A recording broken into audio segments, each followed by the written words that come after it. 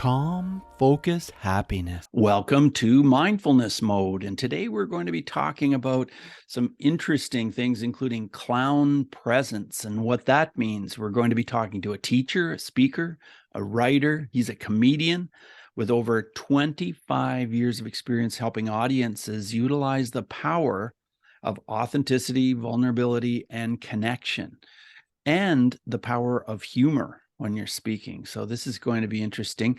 He toured as a clown for contemporary circus Spiegel World and performed with the Blue Man Group. And so this is going to be super interesting. We're here with Don Colliver. Don, are you in mindfulness mode today? I'm in mindfulness mode, Bruce. Thanks for having me. Yeah, my pleasure. So Don, what does mindfulness mean to you? Mindfulness. Well, I'm pretty straight down the arrow of mindfulness. I'm a meditator, longtime meditator, and it just means being in the present and not in the future or the past. And I am rarely in that place, but I try to be in that place. Yeah. Well, you've certainly had some very interesting experiences, including touring as a clown. That must have been pretty fascinating. And what did that teach you about mindfulness when you started touring as a clown?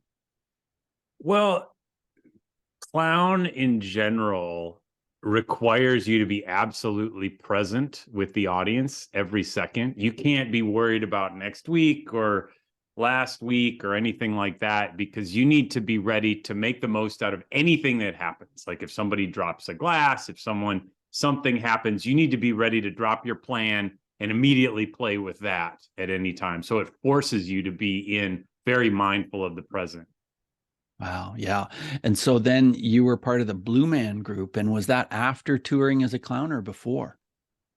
That was after. That was like immediately after. I was preparing for that during the clown tour. Yeah. And by preparing, I mean learning how to drum really fast, because to be a Blue Man Group member, you need to be a very fast drummer.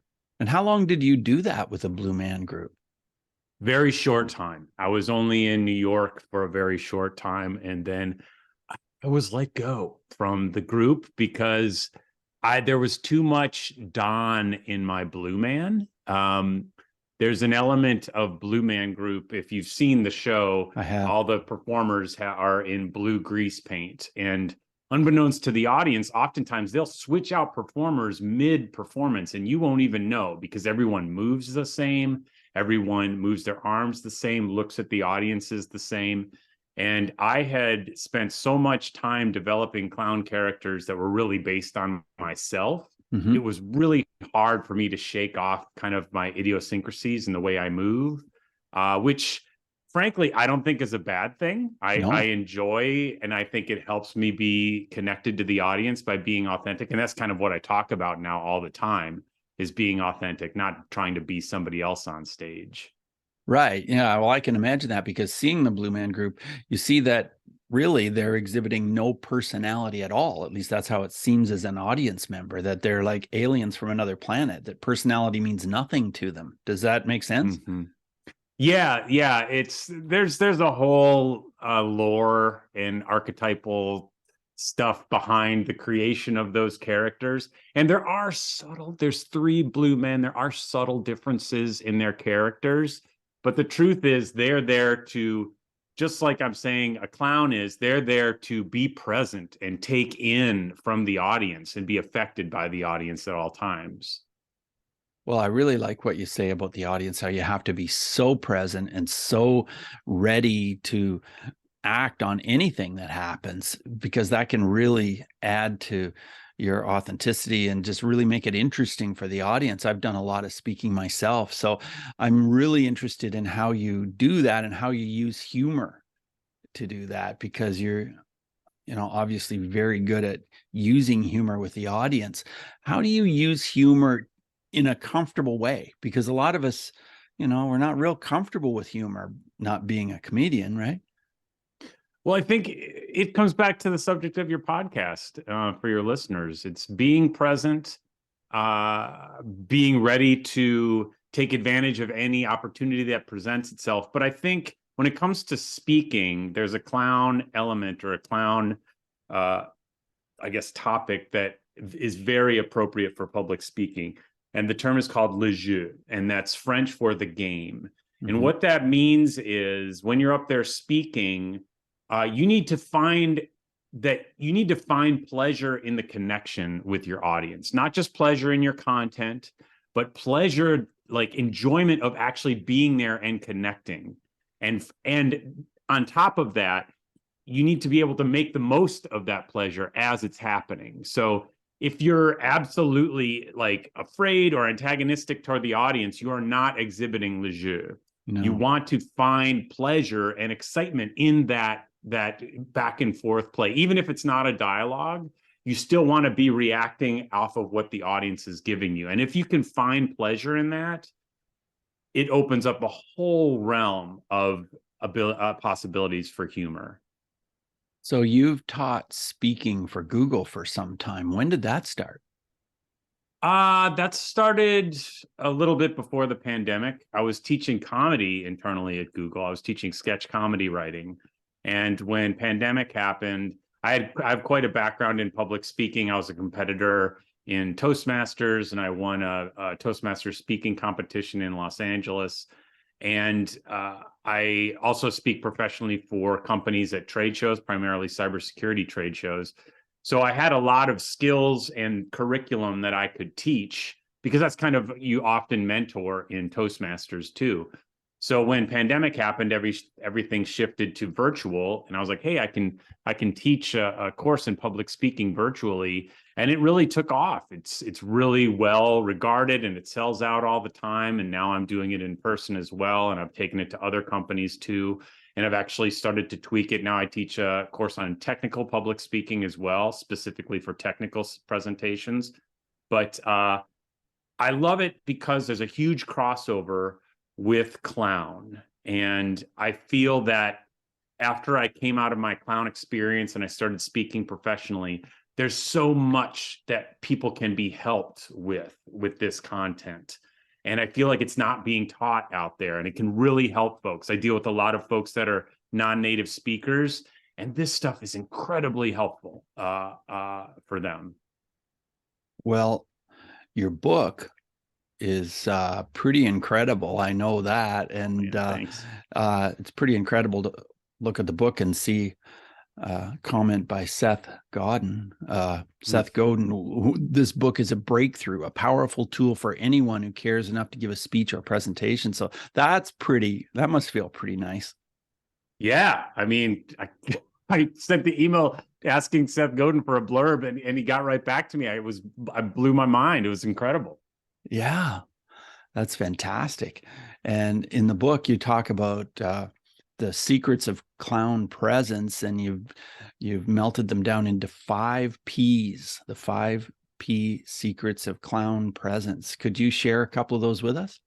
For sure. The 5 P's are personal confidence, and that's kind of what our realm here, mindfulness, being comfortable with yourself. Second P is preparation, then partnership with the audience. That's what I'm talking about in terms of le jeu, having joy in that back and forth interaction. Then number 4 is imperfection, because the clown, the engine of the clown is imperfection, failure, and then sharing that failure that with authenticity with the audience. That's what drives the clown forward in their bits. And then the kind of the pinnacle of presenting with clown presence is play. And that's where the humor comes in. You can start having fun with your audience. Right. And yeah, it's so great when you can have fun with your audience, because they enjoy it so much, right? They can just kind of settle in and like, hey, man, this is great. That's what I found anyway with my experience.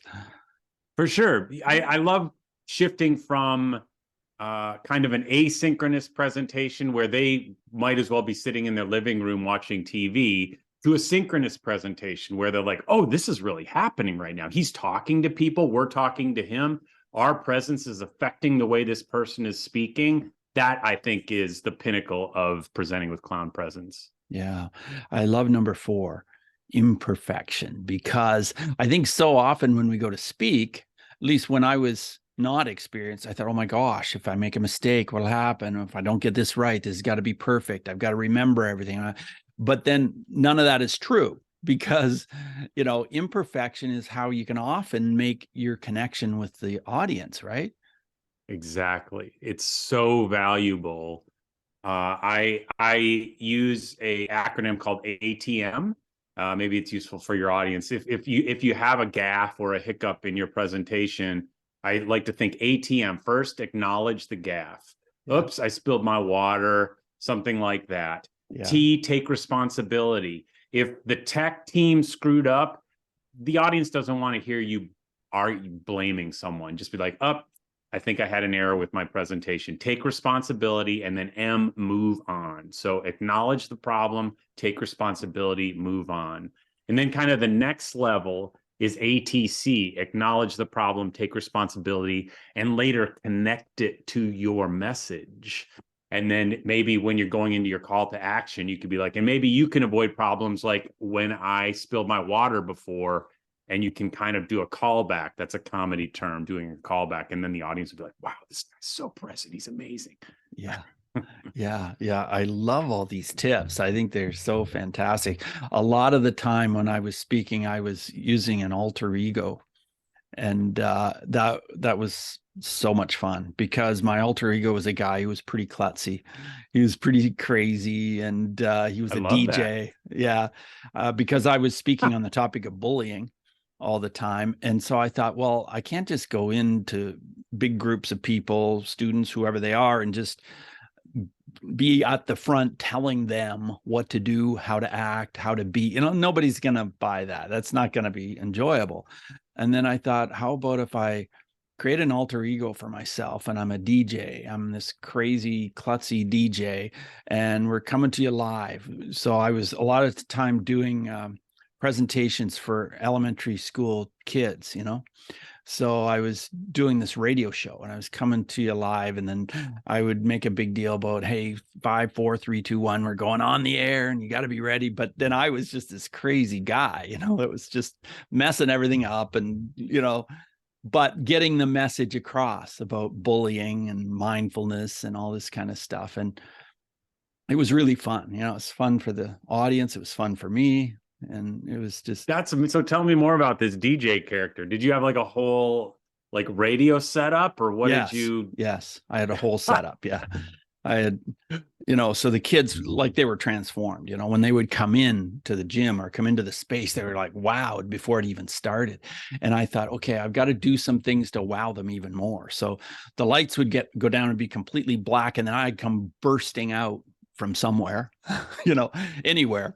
I would come bursting out. So from the moment it started, it was like, oh my gosh, like, and it really caught their attention. And then I would grab a saxophone and play some tunes, or I'd, do this crazy stuff. I'd grab an accordion and play something and sing a song about respect, do all these things. Oh my gosh. And the kids, I mean, it really was something that connected with them. And I knew that because I'd be invited back to the school, and 2 or 3 years later, kids would say, oh my God, I remember this guy, and I remember his song about respect and song about passwords and all this kind of stuff, So it was super fun.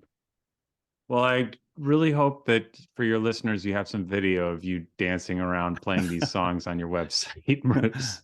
Yeah, I was Benny DL, Benny DL, a crazy DJ. And so then, after the show, they'd come up for autographs, and they would be like, well, where's Benny DL? Or they'd say that after Benny DL disappeared, at least.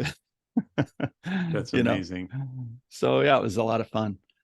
But I just love some of these tips that you share with people about speaking, and the partnership that you need to have with the audience, and how you use curiosity and empathy and vulnerability. Because once you can use vulnerability from the stage, wow, that makes a huge difference. Tell us about how you came to start doing that.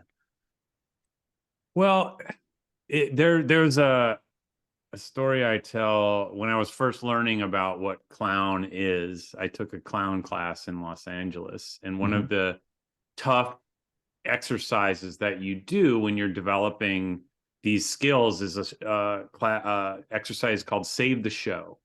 And here's how it works. You stand up on stage, the class is in the audience, the teacher's in the audience, And you'll be, with a clap, you must enter the stage and make everybody laugh with no preparation at all. But the teacher has already given the audience, and this is all everyone understands, there is to be no pity laughter. The laughter can only come if it involuntarily comes forth. So it's a rough crowd. It's definition of a rough crowd. And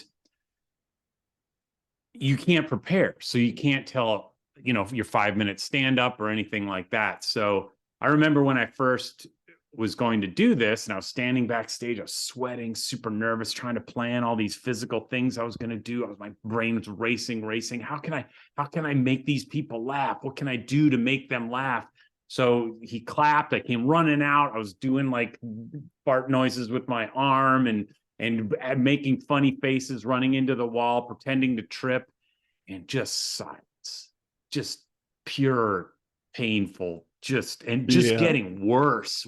I could see the audience just repulsed by how desperate I was up there, until I finally stopped and I just looked everybody in the eye. I was pouring sweat. I just dropped my shoulders. And I just was authentic. And I was like, what do you guys want? And at that moment, the tension broke. Everybody laughed at that moment. And I realized, if I just acknowledge the energy, if I acknowledge what's going on, if I acknowledge what's going on in the present, if I'm mindful with what's going on with the present, that is going to connect me to the audience. It's not how funny I am, it's how present I am. And that is what I've taken forward into public speaking and also further comedy stuff. One of the things I liked the most was doing Q&A. And I think just because I got used to it, and I would scan the audience, and I knew from almost the beginning, I knew who I wanted to talk to in that audience, and it'd be somebody that was really trying to get a reaction from other people around them, or, they were one of those kinds of people. And I didn't know what they were going to say, but I knew they were going to try to be a smart ass, or they were going to try to do something to sort of knock me off, knock me off my routine or whatever it was. And then I would practice kind of reversing it. And it was just really a cool experience for me. I suppose you've done lots of Q&A and stuff like that, have you? Sure. Yeah. When I'm at trade shows, I'm hired by these companies to speak on a very high level topic. I don't get into the weeds of the technology. So I need to be very adept at, when I get questions, smoothly passing them off to the engineers to answer the questions. Right. So that becomes a skill in itself, how to not act as if the question's not important, but also not put myself on the spot where I'm saying incorrect information. So yeah, there's a whole skill to Q&A, as I'm sure you've learned. Yeah. So your book, which is called Wink, Transforming Public Speaking with Clown Presence. I'm just wondering what it was like writing that book, and if you ran into any blips when you were putting all this together, because you have to be able to communicate with the reader in a way that's different than it is communicating from the stage, right? For sure. I mean, it was interesting. I wrote this kind of at the conclusion of the pandemic when I'd been teaching the public speaking class at Google a lot. So it actually came from those courses, because I was tweaking them. I was kind of building the airplane as I was flying through the air. And I would get feedback after every class and mid-class, and I'd be changing the curriculum all the time. So I was really looking for, because clown and performance and acting and all that stuff is very foreign to a person who just has to deliver a quarterly update presentation at their work. Totally. And so it was interesting to figure out, okay, what can I pull from this world that can help these folks? It's not written for actors. It's written for the person who has to deliver those nerve-wracking presentations at work now and then. And so just getting myself into the framework, into the perspective of those folks was the first kind of, I wouldn't say it was a hurdle, but it was fun kind of getting myself into that perspective. And then it just kind of flowed. And just, I mean, I'm sure you write a book, it's a big pain in the butt. Am I right? Yeah, You got to sit down last thing you want to do is start typing. Yeah. But, in terms of mindfulness, the thing that saved my butt was Pomodoro technique. I would Oh, just yeah. set a timer for 20 minutes and just like, all I got to do, Don, type for 20 minutes. Doesn't have to be perfect. 20 minutes, and then you can go have a coffee. Yeah. And that's what got me through my book. Wow. And your book has over 100 ratings, and they're like, they rave about your book. It's just fantastic how much people have gotten from your book and improved their speaking skills. But what do you do with somebody who is a jerk and a hater? And, do you deal with this very often, either online or anywhere else? Well, I get hecklers at trade shows now and then, and I think it goes back to the idea of le jeu and finding pleasure in those interactions, finding pleasure in being there. And when it comes to dealing with someone who's being antagonistic, you're never going to win by being mean back. Oh, no.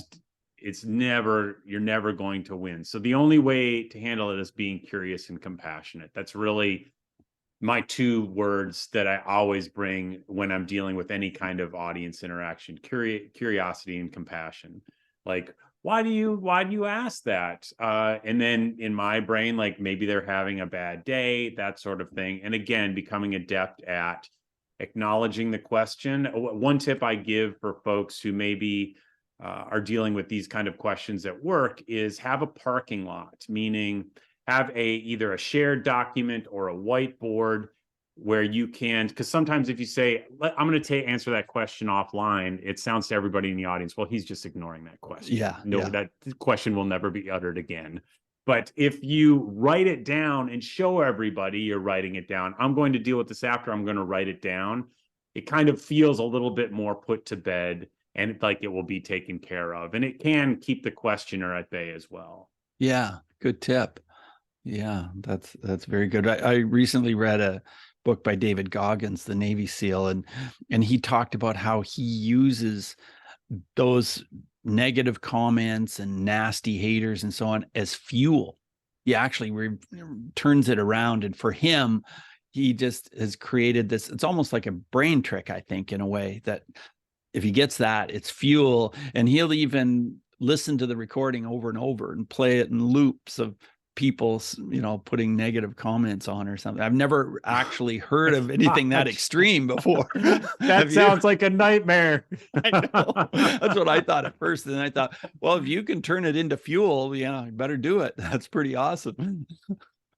Well, I think, because I get feedback from my classes all the time, and occasionally it's negative feedback, and I do have a reaction, and that's part of mindfulness. I mean, acknowledging and honoring that reaction. Pushing that reaction down isn't mindfulness. It isn't helping. No. And it's only going to come out sideways at some point. So kind of what I shoot for is to be aware enough where I can get it, set it aside, deal with it, like honor my emotions, honor my reactions. And then after the emotions have subsided, being able to honestly look at it and say, is there anything productive in this? Is there anything I can take away that will help me make my content better? For me, help me serve the people I'm trying to teach better. And usually there is something in there, but I need to let my initial reaction kind of simmer down and take care of that. I call it like your inner child or whatever. Take care of that person, be like, it's okay.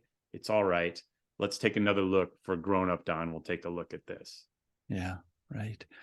Well, that's very interesting how you do that. Do you have any comments or a story or anything you can share with us about bullying yourself, where maybe it's related to mindfulness? Well, I was thinking about that. I mean, I was bullied a little bit in elementary school. And I think if grown-up Don's brain was back there, I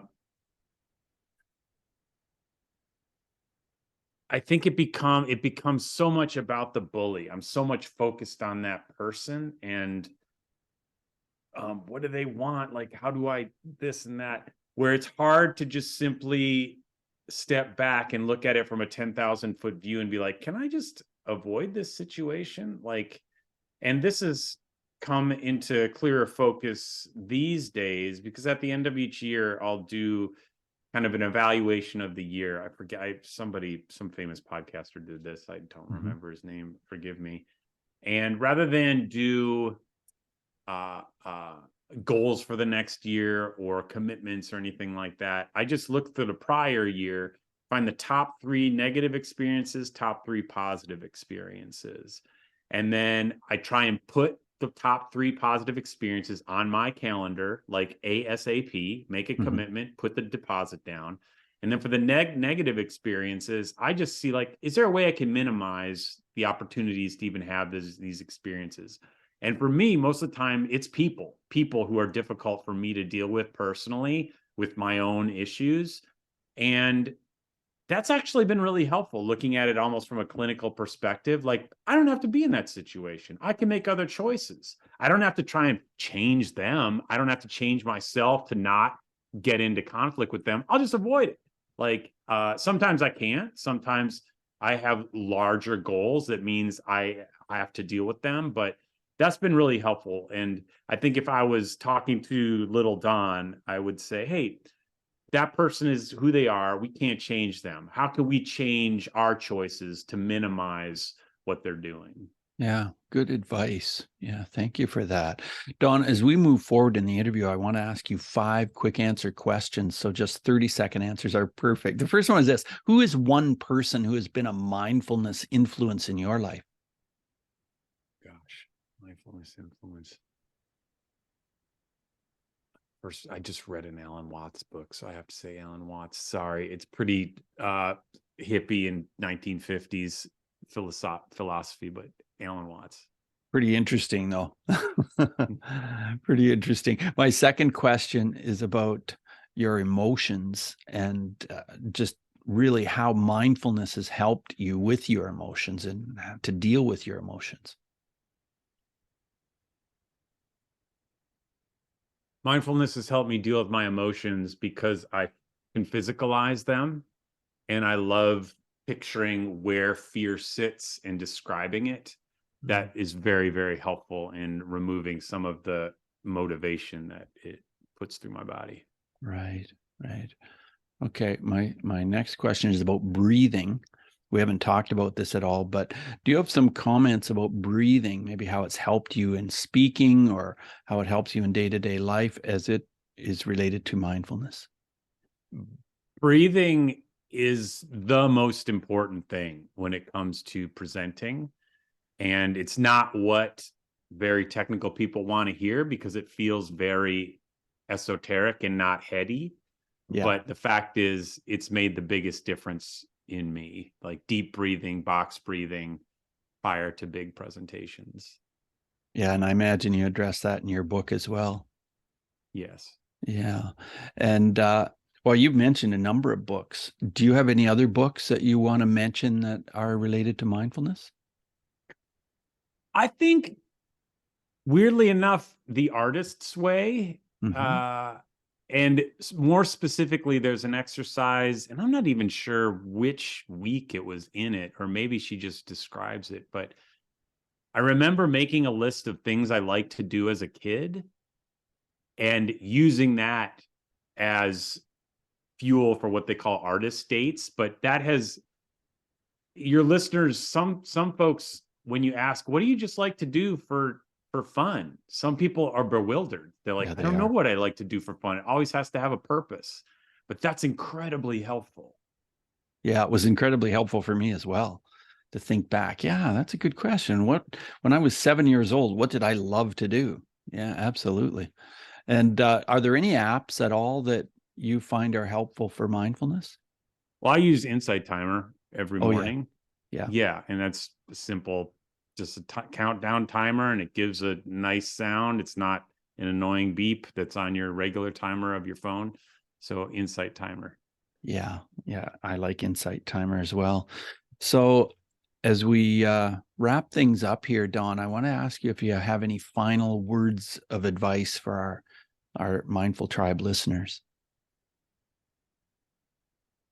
Well, I'm currently working on a keynote speech. I was blessed to be invited to speak at the Toastmasters International Convention this year in the Bahamas. Nice. And so I've been putting a lot of thought about what is my message. And I think it all boils down to this: you're already enough.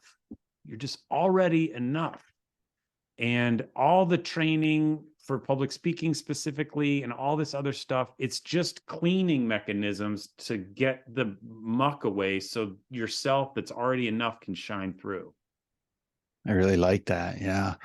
Because that's true. So many of us feel like we have to change, or we have to be different, or we have to be more perfect, or whatever it is. And the truth is we don't. That's right. Yeah. Yeah. There's things getting in the way of your message, but that doesn't mean you're wrong. It just means we can remove those things and make yourself shine through more clearly. Yeah. I'm fascinated that you enjoyed Toastmasters. I've been in Toastmasters myself and really enjoyed it a lot. I thought it was so much fun. What did you enjoy most about Toastmasters in your first couple of years of being part of it? You just get an opportunity to speak every single meeting. Yeah. You know, even if you're delivering the number of filler words that other people had in the meeting. Just for me, that was so helpful because you just get comfortable speaking in front of 10 or 12 people, depending upon the size of your club. Yeah, I enjoyed that so much as well. Yeah, well, Don, I sure enjoyed talking to you and having you as a guest on Mindfulness Mode. Thank you so much for being here. Thank you, Bruce. This has been awesome. Yeah, it has. Take care. Bye now. Bye. Hey, Mindful Tribe. Are you experiencing anxiety? Are you experiencing stress and tension and feeling as though, it's just difficult to move on? That describes the clients I work with. Clients who have had an awful lot of problem with anxiety and stress, and maybe some kind of habits that are holding them back. And through hypnosis, we get to the bottom of it. We get right in there and we talk about it. But with hypnosis, we get right into what is causing some of this in your subconscious mind, because your subconscious mind represents about 90 to 95% of your thoughts. And you don't even realize what those thoughts are much of the time. And through hypnosis, we can get in there and we can work at this. Doesn't mean we're going to change what's going on in your subconscious mind. It means we're going to become more aware of it and then deal with it and think of it differently in the conscious mind. And I am so happy to have helped so many people with their anxiety through hypnosis and coaching. And you could be the next person. If you're listening to this episode and you would like to let go of some of this anxiety, send me an email, bruce@mindfulnessmode.com. Put coaching session in the subject line, coaching session, send it to bruce@mindfulnessmode.com. And I would love to have you on a Zoom call for a free session where we can talk about what's going on and what's happening and how can I help you. Because that's one thing I truly know about myself, is that I really love helping other people, and I would love to help you.